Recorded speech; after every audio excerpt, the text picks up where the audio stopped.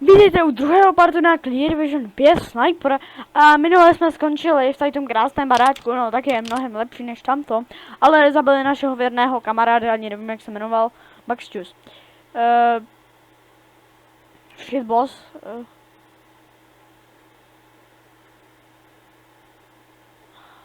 OK, máme zabít nějakýho toho šéfa, ale já tady nikoho nevidím. To je můj problém. Halo? OK, já se vám asi ozvu, až to najdu. Aha! Už ho mám. Takže distance.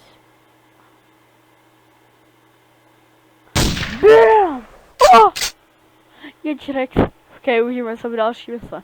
OK, už tady přihlašujeme, jo. Politik, jo, tady to je moc těžký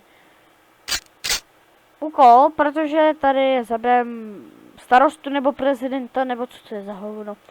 Takže distance samozřejmě největší, protože aby nás ty bodyguardi neviděli. A myslím si, že jsou dobří, jo.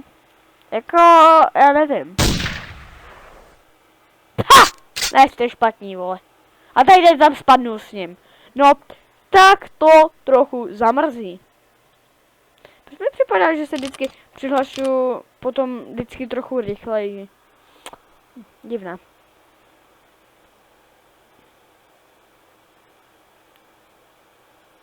Ježiš. Jo, tak tady to je strašná mise. Já musím donutit, aby mluvil.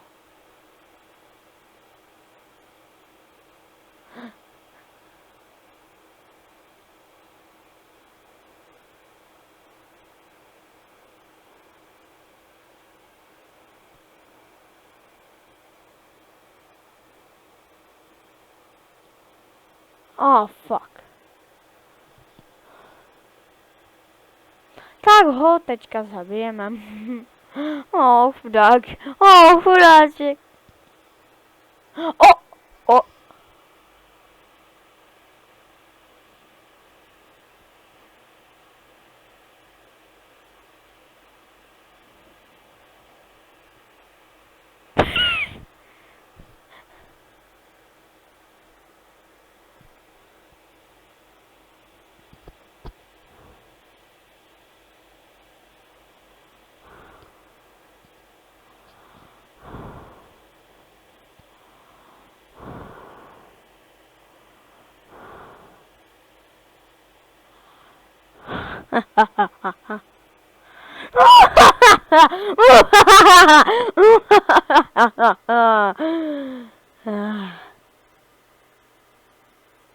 To je tak krásné.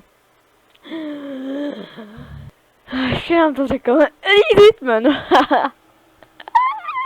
Teď je tak dobrý. Protože to je konec. To je konec. Děláte srandu. To je vážně konec.